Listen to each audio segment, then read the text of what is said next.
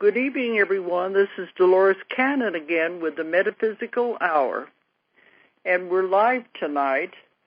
And the main thing we're going to be talking about will be the UFO Congress that's coming up in a few weeks in Laughlin, Nevada.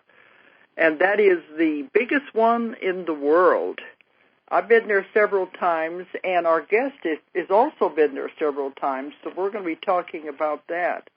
We were hoping to get Bob Brown, the founder of the Congress, but they said he is in Honduras, and he won't be able to speak to us. Okay, let me give out the toll-free number if anybody wants to call in and ask questions. The number is 1-888-815-9756. 888-815-9756. And it'd be good if we stick with the topic that we're covering tonight. And, if you have any questions for our guest or about the conference. Okay, our guest is Richard Dolan. Hi, Richard, are you there? I'm right here, Dolores. Thanks for having me on. Okay. Has that storm got up there where you are yet? Well, I don't know. When you live in Rochester, New York, in the winter, every day is a storm. We get snow. It comes from all the way through December to January to February, then March, and then when you think in the middle of April you're out of it, you get 2 nice, beautiful weeks of springtime, and then wham, you get another final blizzard. Well, here in Arkansas, we have 4 distinct seasons, but we just got through with a big, really bad one. It was over 7 inches. But the South got hit. Yes, but it's the same storm that's headed your way. And I just watched the news, and they said it'll be the biggest storm in history that's hitting Washington, D.C. right now. Good grief. Well, they wish said them 2 to 3 feet. That'll shut the entire city down. Yeah, that's what they said. That kind of snow. They said it's enough to collapse roofs. Wow. So it was showing the map and looked like it was going up into New York, so I didn't know if it was headed up your way or not. Well, we have not gotten any major snow yet, but I will keep my eyes open for that one. Okay. And my shovel ready for my driveway. They said Boston will be completely buried. Wow. So, okay. I think it's the same storm that went through here, but I guess it's gathered strength as it went across the country. Interesting. So that's not anything to look forward to. Thank you for the heads up. The what? Thank you for the heads up on that. Okay, because I just saw it on the news, and then I thought, well, you're in New York. Maybe you would be on the edge of it or something. Indeed. Okay, well, I don't know. You can't fight Mother Nature. That's something we haven't learned how to do yet. Okay. All right, well, we're going to discuss the Congress first. Right. The UFO conference in Laughlin, Nevada. Mm-hmm. And this is their 19th one that they're doing. Yes. And, I've been hearing this is the last one. It's the last one under the traditional management after all of these years. You mentioned Bob Brown earlier. Yeah. Bob and his wife, the wonderful late Terry Brown, who ran this for so many years. Yes, I knew Terry very well. I interviewed Bob from the hospital room right before that conference, and that was when she died. Yeah. But I was wondering if why is he deciding to stop the conference? Well, after Terry passed away, the management of the conference really became split between Bob and his daughter Nicole Irvine. Yeah. And Nikki really is the management. She's actually doing the nuts and bolts management of it. Uh-huh. I don't think I could speak for her, and I don't really think I know all of the reasons why it was decided. But I know that she and her dad Bob decided together that maybe it was time. They received an offer for the conference from a businessman in Phoenix who named John Rayo. I know John. I've met him a number of times, and they are going. John and he's got a group of people, open minds. They are going to bring the conference to Phoenix, and so this is really going to be the end, as far as anyone can tell. I don't think there's going to be a replacement conference in Laughlin.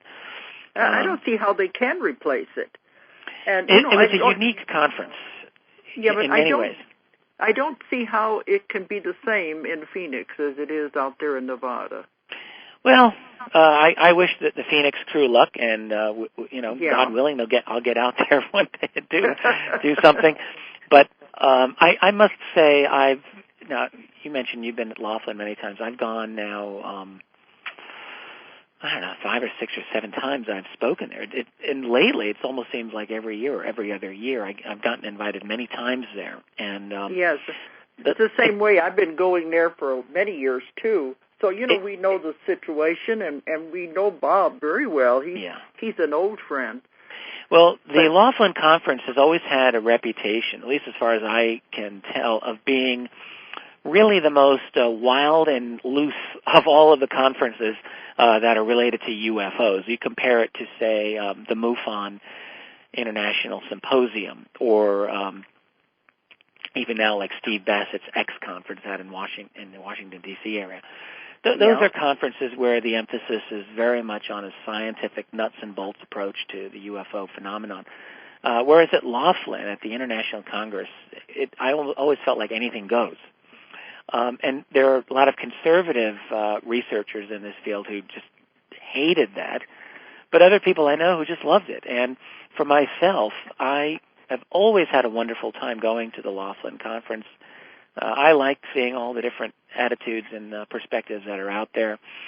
My feeling is there's a lot that we do not know about this very mysterious topic of whether it's UFOs or anything related. And I'm interested to this day in hearing the wide range of opinions that exist on this topic. Because there's always going to be controversy between the speakers. Some are very strong in their own beliefs, but I think it is good to have a cross section to where we can hear everything. Then I tell people, make up your own minds. I mean, Laughlin is a place where you basically go for a week. It's a week-long, love fest for all things bizarre. I think it's the longest one anywhere. I think so. At least, I don't know if there's any longer ones outside the U.S. I don't think so. Certainly within the United States, the Laughlin Conference is well, I wonder the marathon.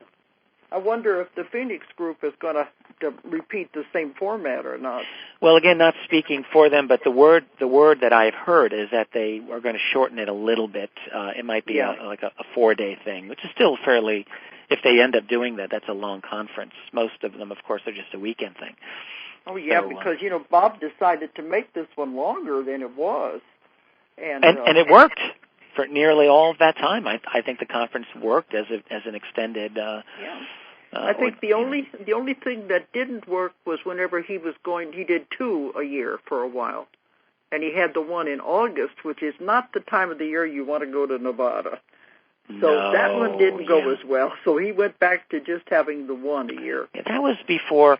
I didn't really get into the public speaking aspect of this topic until around 2001, which was really the first full year that my first book was out.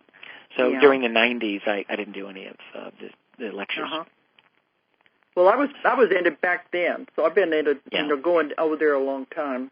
Indeed. But let's tell everybody, okay, this is the 19th one, and give them. You have the dates? I have it in front of me. If you don't, it's it's the last. It's always typically the last week of February, and I know that's the case here. February, I think the 23rd or 24th is around when it begins. I've got it here in front of me. 21st. 21st. All right. Well, I'm not getting there till a little later, so maybe I'm. Yeah, that's the same way. I have to be in Hawaii first. Oh, darn! Isn't that awful? Oh, you poor thing. Hawaii in the middle of February. I've got the schedule here. Sunday, the 21st of February is when it begins. So I'm going to Hawaii, and then I will come direct from Hawaii to Laughlin. So nice. So I'll be in there a couple of days after it starts too. I see. You arrive on. You speak on Tuesday, the 23rd. I see. Yeah, and I'm going to arrive on the 22nd. So the conference goes from February 21st to the 27th. It's a whole week, and it's at the Aquarius Resort, and that's in Laughlin. And if everybody's been there, you fly into Las Vegas, and they have a bus that takes you down to Laughlin. And it's a nice little trip. It's actually quite pleasant.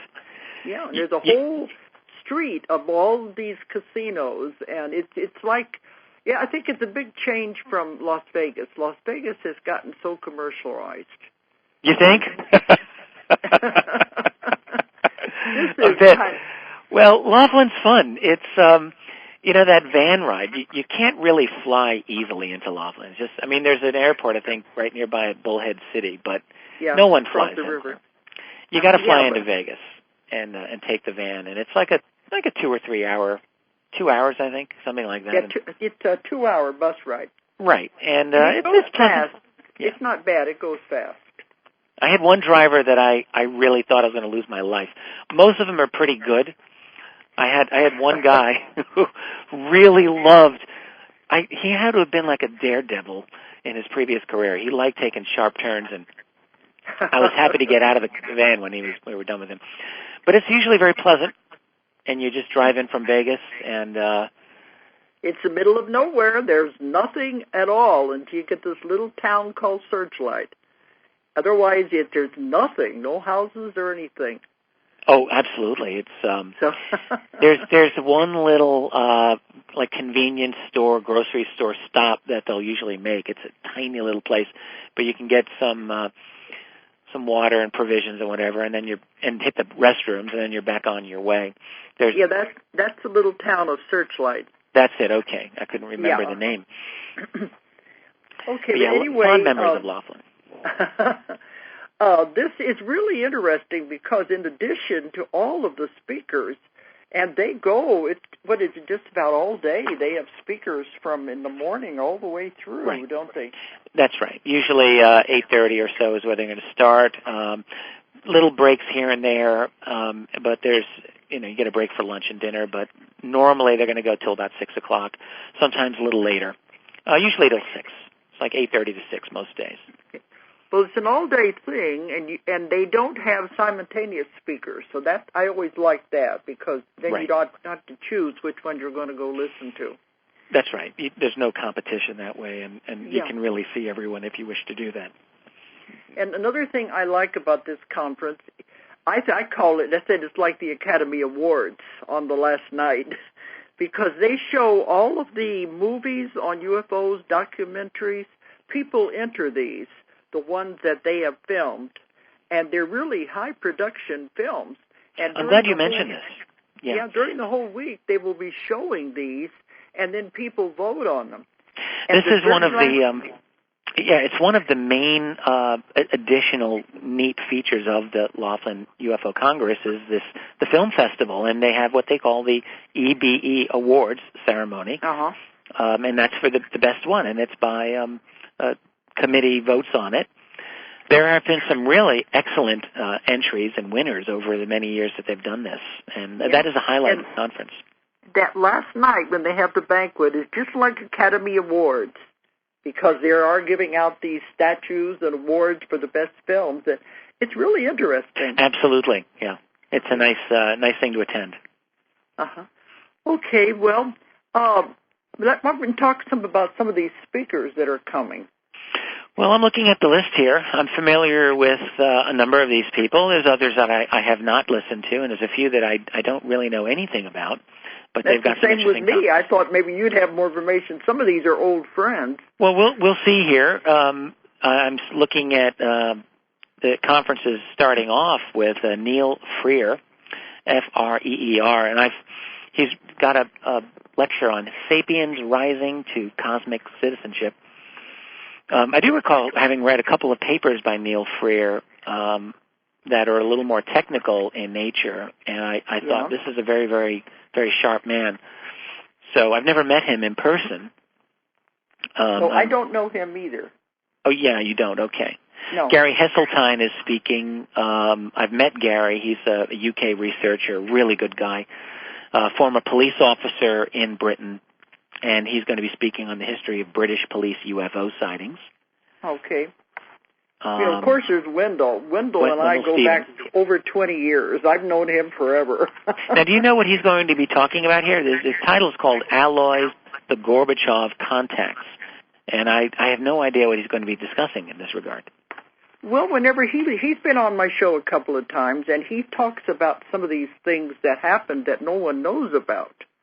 Regarding Gorbachev? Where aliens, he says aliens had actually contacted some of these leaders.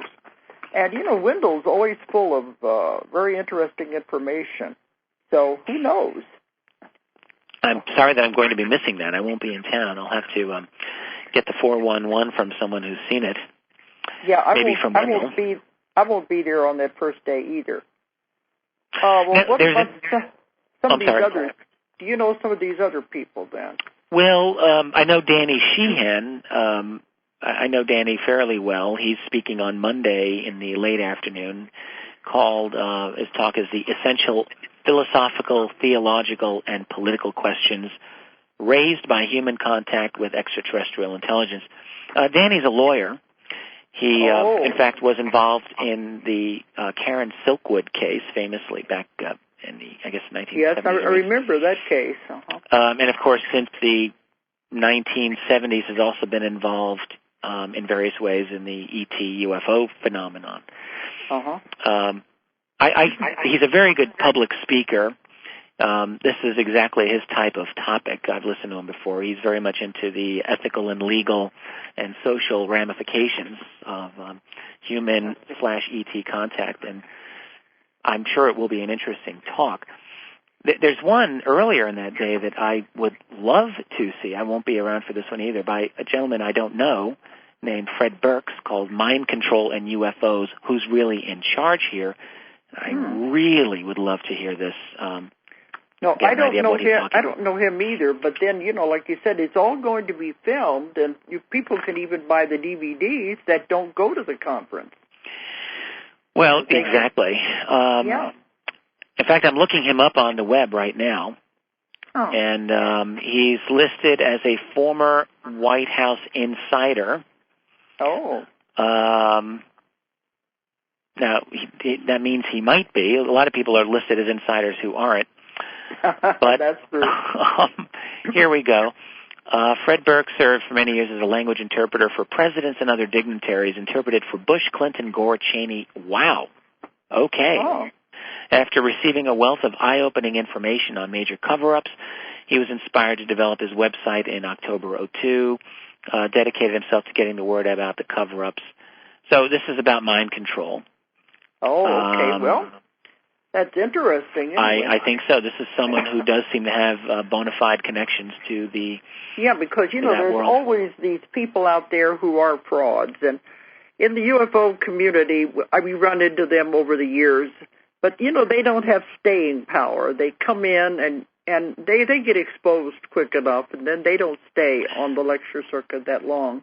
Well, I'd love to meet this man. He seems absolutely fascinating. Sounds interesting.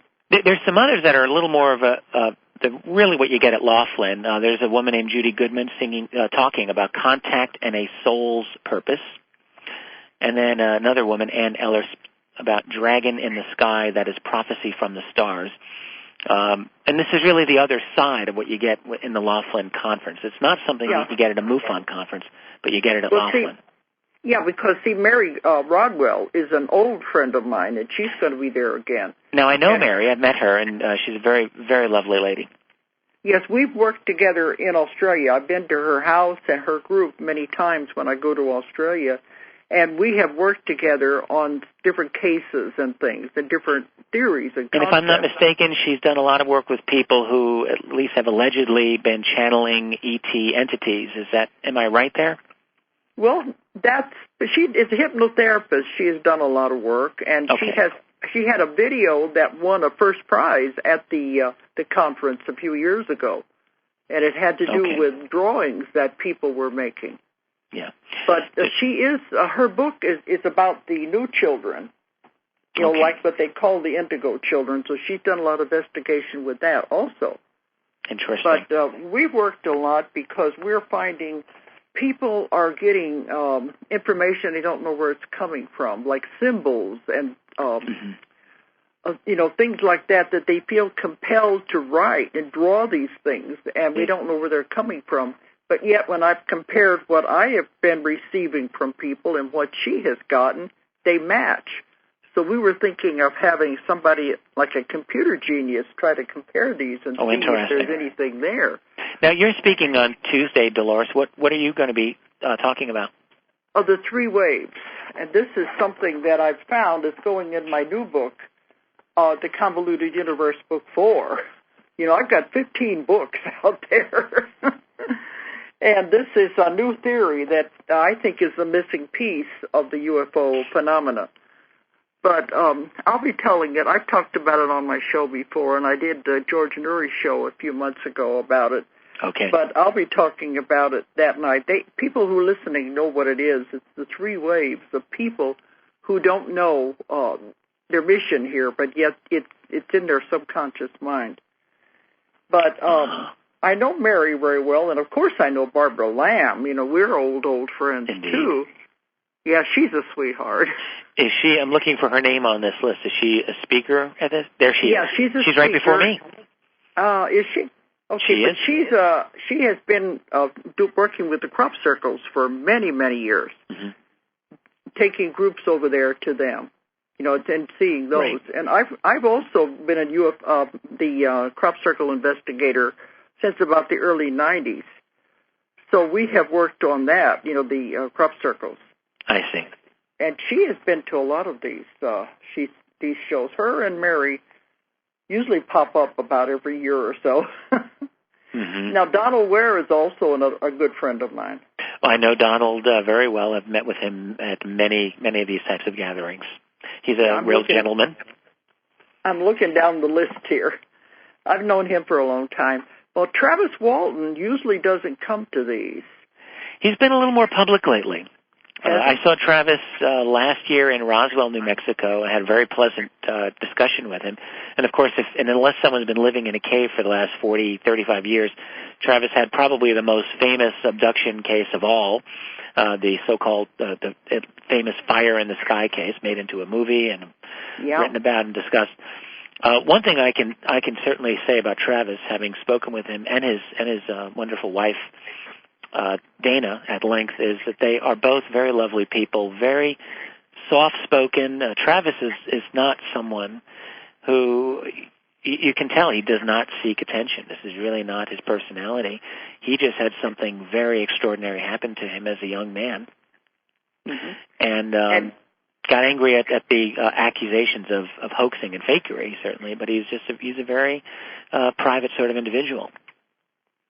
Yes, and he's been out there long enough in the public eye. If anything was phony, it would have come to the surface by now. I think so. I agree. And he's had, of course, famously many of his the co-workers who were with him. They're still around. No one has said it was a big hoax. They've all taken polygraph tests and so forth. The only thing I didn't like was the movie. It was exaggerated, and it wasn't really, they went off of what the book was about. I completely agree with you, Dolores. I saw the movie as well, and there's one scene in here where he's inside the craft. Now, the funny thing is Travis was very, very clear about how he described his the little that he could remember. He described very clear. In his book, he had drawings, and the drawings were not like what they had in the movie at all. No, in the movie, he's floating around in this bizarre, huge kind of container, whatever it is. Bizarre, freak show stuff.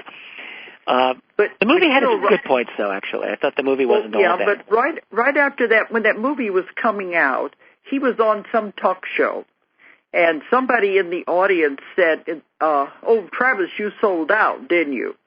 And he said, well, you know, Hollywood, they're going to take it and they're going to change it. So I think that's what happened. They made it into bizarre and dramatic, away from what the real story was. Well, yeah. But that's Hollywood. Absolutely. Sad but true. But he's a real gentleman, and I'm glad that he will be speaking on Friday, on the 26th.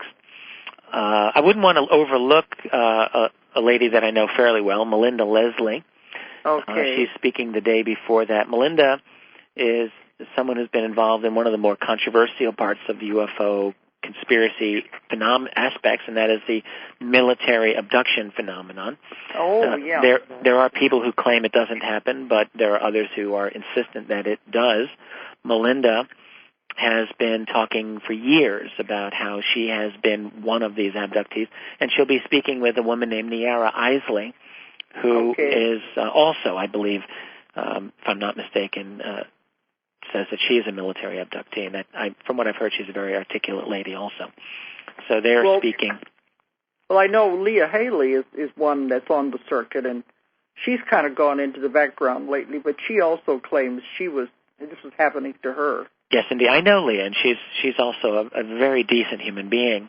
Mm-hmm. There's a lot of these people who, in fact, once you get out into the public realm, like I have done, I have people come to me all the time who will say, here's what happened to me. And these are people who've never gone public. There are a large number of people, they don't want to go public. I know. Who believe that they've had things like this happen to them. So a shockingly large number. I'm a therapist, and I see clients constantly, and I've seen thousands and thousands of clients, and that's what I write my books about, what I discover. And I hear stories all the time that they're telling me, I can't talk to anybody about this, but it really did happen. They're afraid somebody's going to think they're crazy. So I hear lots of stories that don't get around, and I know these things are real. They are possible. There is so much that goes on below the surface of our society. Remember when we used to learn about earlier societies like the Victorian era, and we learned how hypocritical they were, that everything was so rigid and proper on the outside, but then all of this undercurrent of other things going on below. Our own society, I think, is exactly the same way. We have this facade where everything is like these other things don't happen, but yet when you really scratch below the surface, my God, what kind of world are we living in? Oh, yeah, there's a lot more out there than people think. I did the UFO conference in, it's right near Blackpool, the St. Anne's, England. I did that in October. Mm-hmm. It's not a big one, but they have several in England. Yes, they do. Yeah, you get to know all the people that are the speakers on these circuits. Right. Is there anybody else on here that you... I know, absolutely. I know a number of these other people here, Michael Horn, Paola Harris, Jaime Musan, Santiago Garza, and David Serreta. I know them all. Okay. They're all speaking Saturday. I've met them all.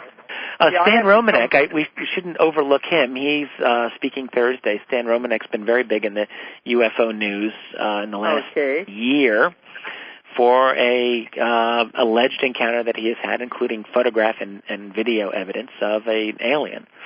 Okay. That's been a big thing. Not everyone agrees that it's legitimate, but people have interviewed Stan. People have talked to him, and he sounds very sincere, I must say. Yeah, because there's a lot of controversy in this. That's why people have to make up their own minds.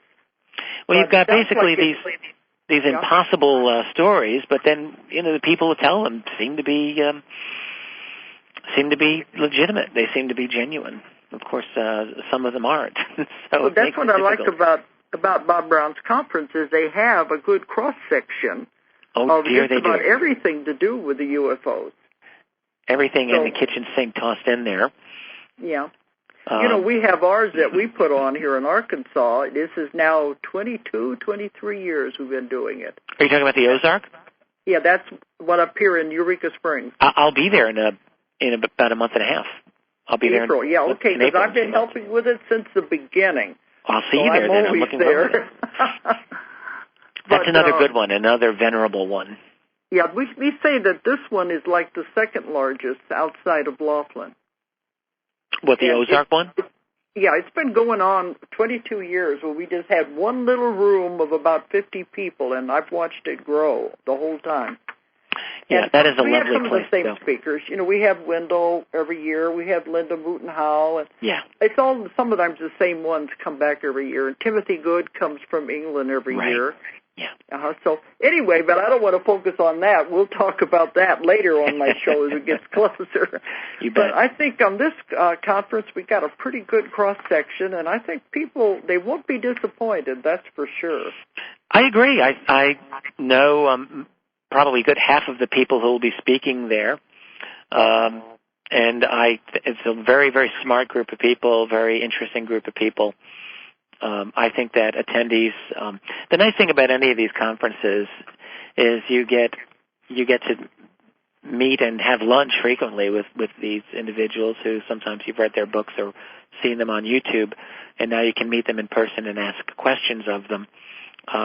What you find, if someone hasn't been to these conferences, is I would say most of the time the speakers tend to be very accessible. For myself, I can tell you, I'm always very accessible when I do a conference, and I'll be arriving at this one on Thursday, which is the day before I speak. So I'll be there all day Thursday, all day Friday, all day Saturday. Okay. And anyone who runs into me on those days, I can guarantee you, if you have a question for me, I'll gladly spend as much time with you as I reasonably can. But I'm always very available, and I think most of these speakers are. See, I'm the same way. We have a book table in the vendors area. Mm-hmm. I remember chatting with you at your table. We'll be there on maybe Monday night. So I'm coming from Hawaii, so it'll be Monday night before I get there. But otherwise, people always come up and talk, and that's what it's all about. You can't be exclusive or reclusive at anything like this. No, it's a lot of work. It's fun, but to be a speaker or an organizer at these conferences, it's a demanding. Because I have my own conference. Yeah, I have my own conference I put on in Arkansas in June, and it is a lot of work. Okay. Now let's get to you. Sure. Okay. I think we've covered pretty much on the conference, and it's going to be a good one. Especially, this is the last one, so you don't want to miss it, because you'll never have a chance to go to Laughlin again and experience what Bob Brown puts on. This is the last chance to go. That's right. Okay, Richard.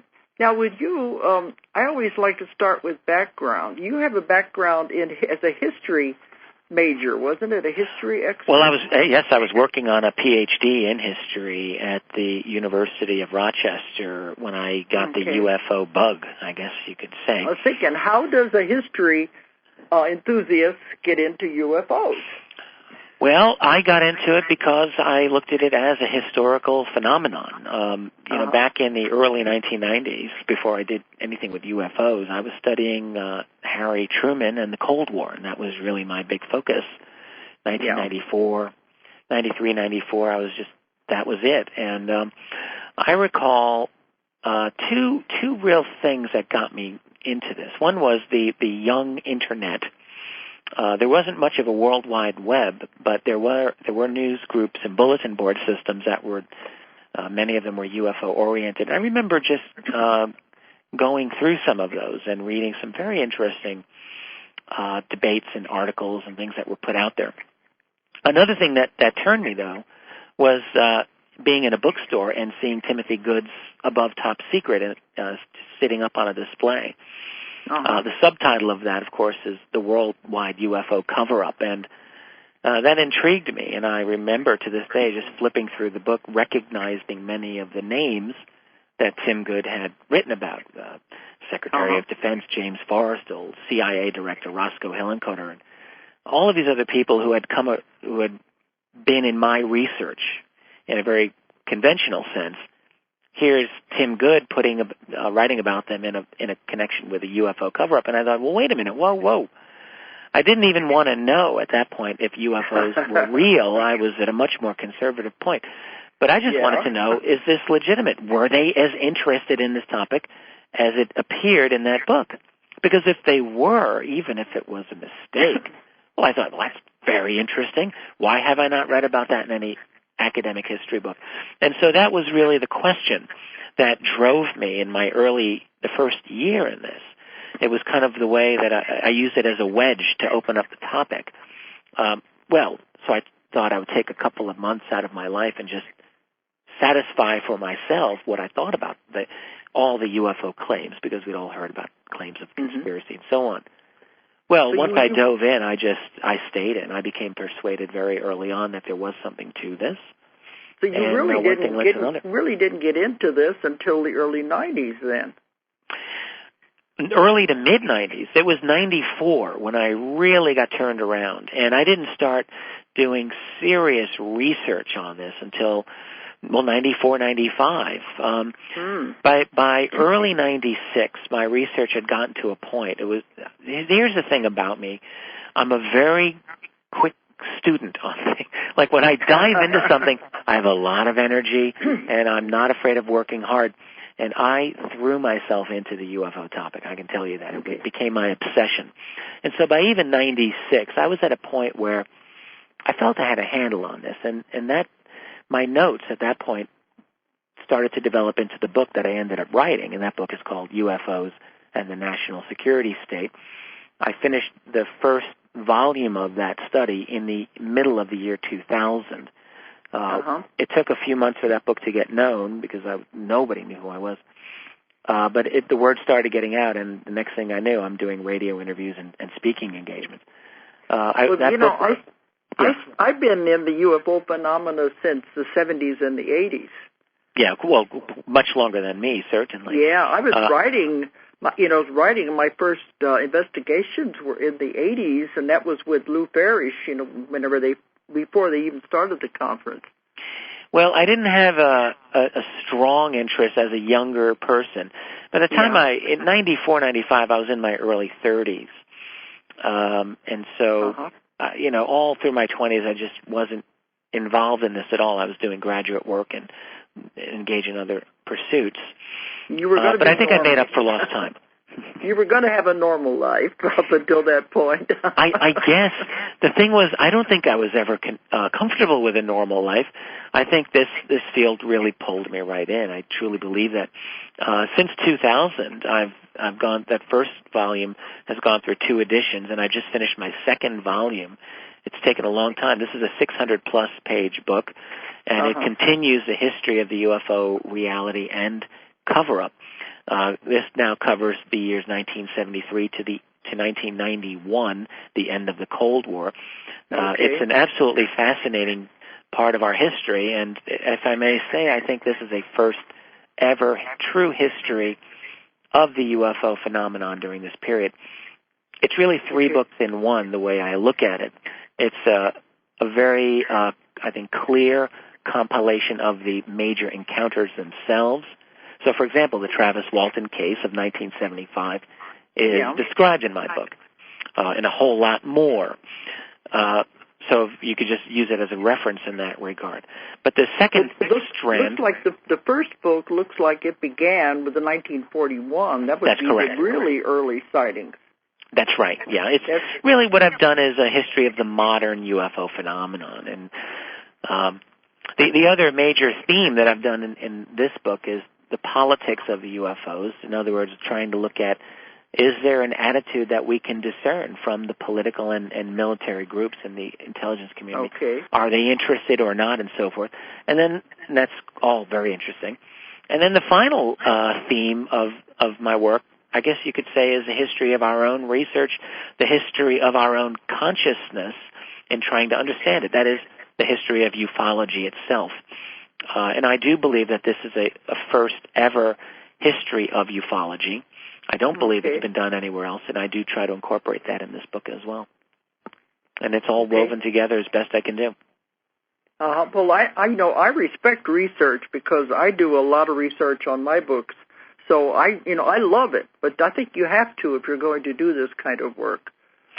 Oh, you bet. I was lucky in that I have access to a very, very substantial body of primary literature on this in terms of all the old journals, not just the MUFON UFO Journal, I think, which I've read every single page of, but the defunct APRO Bulletin. I've got all of those, and the International UFO Reporter, and a whole bunch of others that I didn't even know existed until I acquired them all and read through them.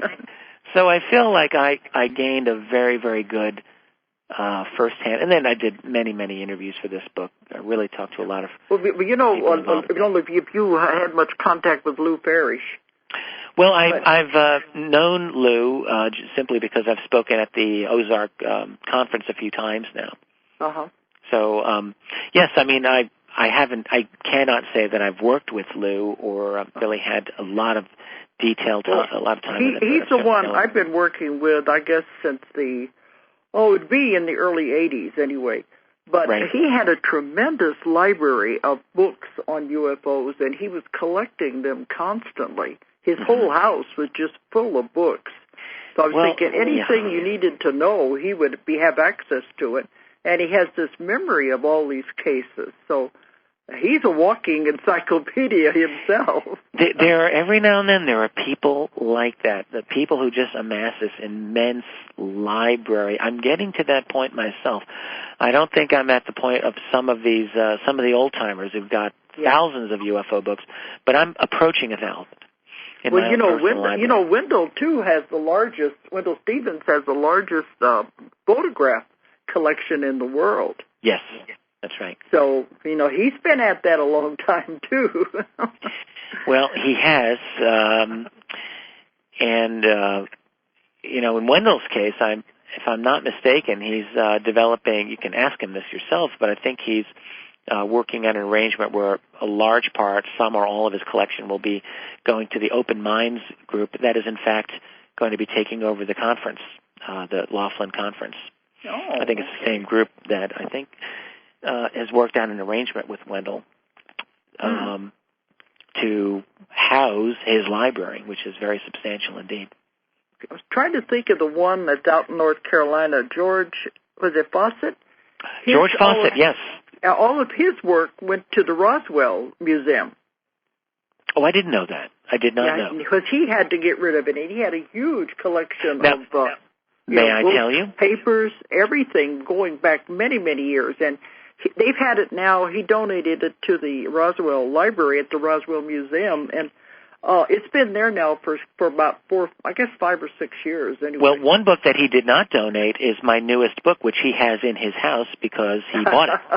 And I would like to just mention here, because I'm very proud of this, George Fawcett recommended my book to a very good friend of his, a gentleman out on the West Coast. That gentleman wrote to me and said, George told me that of the, I think it was some exact number of UFO books he read, like 3,000 or 4,000 and something, whatever. Of all those books he read, he told me that yours, Richard, was the very best. And I kid you not, I have the letter to prove it, and that's my latest book. So I thought, now cool. That's coming from a really good source, because George you've been doing this for so long. He's read everything. So that's a good recommendation. I take it as the best. I was very, very pleased to get that. Okay. All right, but about your work now, is it just research, or have you come to conclusions, or what do you want to say about it? Well, I do both. I research. I'm not afraid of coming to a conclusion. Conclusions can be wrong, but if things turn out to look the way I think that they look, then I'm happy to say that's how I think they look.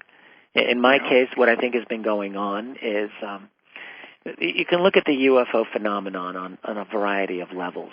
Level number one is what I can say we know is true, based on undeniable historical documentation. And what I would say is what we know is true, without a shadow of a doubt, is that there is a phenomenon that the militaries of this world have been encountering and indeed have often been chasing. This phenomenon appears to be technology, at least at times. Mm-hmm. Sometimes it may not appear to be like that, but there are times when it certainly appears to be technological. These things are often tracked on radar and other types of electronic instrumentation. They're seen visually. They are often have been seen violating sensitive airspace where they're not supposed to be, and then looking unusual, i.e. disc-shaped, and doing the impossible, zigzagging, stopping, taking off instantly, and so forth. All of these we know is the case because we have many, many military reports that explain it in very clear terms. These are reports that were written very seriously that describe these encounters. Now, if you read one or two, you might think, well, maybe the pilots just mistakenly misinterpreted some natural phenomenon. Yeah. But what happens when you get 50 or 100 of these reports or 200 of these reports? And even more. And more, exactly. Yeah. So, and then on top of that, of course, you have a lot of people within the classified world who, this is a very difficult thing for them. They sign security oaths. They come from often families of military where the tradition is you don't give away the secrets, but yet some of these people encounter secrets that are so awesome, so overwhelming that they have to tell somebody, but only on the condition of anonymity. Now, this is difficult for the outside world to accept, but that's the way it is. And so, based on the known factual database that we have, and then also based on a number of these individuals who have come forth, I will say to you what I think what it looks like, and what it looks like to me is that we human beings are of intense interest to a variety of intelligences that have come here from elsewhere, wherever that is. I don't know where that is. Does that mean they're from another planet? Does that mean they're from another time, another dimension of reality, from under the oceans? I can't tell you for sure. They're from somewhere that's essentially not here, but they are here. Okay. That's what I believe. See, Richard, I've written 4 books on this, so I have definite conclusions. But indeed, you do. It is way beyond what the normal person can even imagine. Right. But you also know Bob Dean, don't you? Oh, yes, I do. Yeah, he's an old friend, and Bob is one of my favorite people. And I'm really glad he did come out and lecture last year, because he had gone into, he kind of withdrew from everything and thought his life was over. And we were talking to him and said, you have a lot to contribute yet. And he spoke last year at the Laughlin conference. Yes, he has he did. a lot of information. A lot of it does deal with the military. Right. You probably know some of the things he said. Well, I've been fortunate, and I've spent time with Bob. He and I really like each other very much. I feel very close to him personally, and he's a really nice person. He is, and he's become somewhat iconic, I would say, in the field in the last few years. Yeah. I think people have really come to revere him. His YouTube hits sure blow mine out of the water, so people want to hear Bob Dean, and but he's just such a gentleman. Well, I've really met him. I guess I've known him 20 years, and all those 20 years he keeps saying, "I'm going to write a book. I'm going to write a book." And I said, I said, "You need to do it." And he said, "Yeah, but every time I get going on it, then things change, and I don't know if it's going to be right or outdated before I get it finished. But you got to do it. A writer knows you have to start it. You got to, no matter what it is, you got to get going on it." Well, the name of the game is, after you write anything, you look back and think, "Oh God, I wish I'd done that a little differently." I've certainly had that. Everybody does that. I think every writer does whenever they start looking back at it. You'll find things you would have changed, or your mind yourself changes. Yes. In my books, my books came out in the 80s, the first ones did, and I wrote them at the beginning of the 80s. And some people like to read them in the order I wrote them, because they said they could see how I changed in my belief structure. We all do. We're human. Right. And I think that's part of it. We look back and say, well, that's what I thought then. But if you wait, you're never going to get it on paper. You're never going to get it Agree completely. Yeah. Yeah. This is part of keep writing, keep updating and writing more. Anyway, keep it going. Well, I haven't written as many books as you have, Dolores, but my books are very long. I'll say that. So 500 and now 600 pages. I see no end in sight. My Convoluted Universe books are 600 and 700 pages. Oh my God! Well, okay, I bow. I've gotten 3. I've written 3 of those, and I'm working on Convoluted 4 now. Good grief! Well, I assume you're just writing all day. Well, Is that what you do? I run my publishing company because we have 45 other authors that we publish, and I have to do that. I'm doing that. I'm seeing clients constantly as a therapist. I travel all over the world lecturing and giving my classes, and then I have a weekly radio show. So well, you're doing the kinds of things that I enjoy. I've actually started publishing other people's books. I've published my own book, and I've got one other author now, and I'm working on a second. And I think that if this works out, I'll take some other books as well. Who knows? Okay. I write at night, so I'm doing all of that during the day and writing at night. Yeah. So once you find your passion, it just becomes all-consuming anyway. Yes. That's just what you have to do. It. You cannot not write. Yeah. Well, I agree completely. You cannot not do this. That's what I tell people. You find your passion, what you really, really want to do, and that's the most important thing in your life. Mm-hmm. I could not agree more. It does become all-consuming. Yeah. That there's so much out there, and every time I think I've heard it all, and there's nothing more to learn, then I find something new. So it's still evolving, but that's Absolutely. What life is anyway. Life is an evolvement. It's change. Okay. Words of wisdom. I agree completely. Okay, but anyway, I was trying to think. We've still got a few more minutes here. Well, I can give a little heads up, a little overview on what I intend to talk about on Friday. Okay, yeah, go ahead. Talk about that. Okay. My talk is titled Looking Back, Looking Ahead Toward a New Understanding of Exopolitics. I still actually have to finish putting this one together, to be honest with you, but I do know what I'm going to be saying. For the last number of years, I've often been brought into or included in discussions that have to do with what's called exopolitics, and that's simply a recent contemporary term for the relationship of us and them. Richard, why don't you explain what exopolitics is? Maybe some of the listeners won't know what you mean. Indeed, absolutely. It's a phrase that's been coined in the last 10 years. It typically refers to the relationships of humans with non-humans, non-human ET or alien intelligences that are here. The idea of exopolitics is that it would follow a formal disclosure of the ET reality. So, in other words, president or some other big shot says apparently UFOs are real and some of them are extraterrestrial and they're living here. So what follows after that would be exopolitics, how we relate to these other beings and everything that involves. Okay. So it does involve the government then too, that word does. I think it does. I think most of the discussions of exopolitics would involve it to some extent, yes. Okay, well, so we only got a few more minutes. Go ahead. Yeah, I'll just say that your description. I've been not always particularly happy with how a lot of these writers on exopolitics have gone about describing what they discussing the topic.